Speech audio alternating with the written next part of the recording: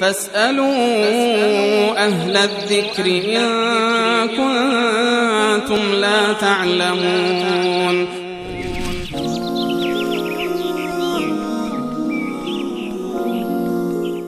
سوال بعدی بیننده آقا وحید پرسیدن که آیا قربانی برای مردگان جایز است یا نه؟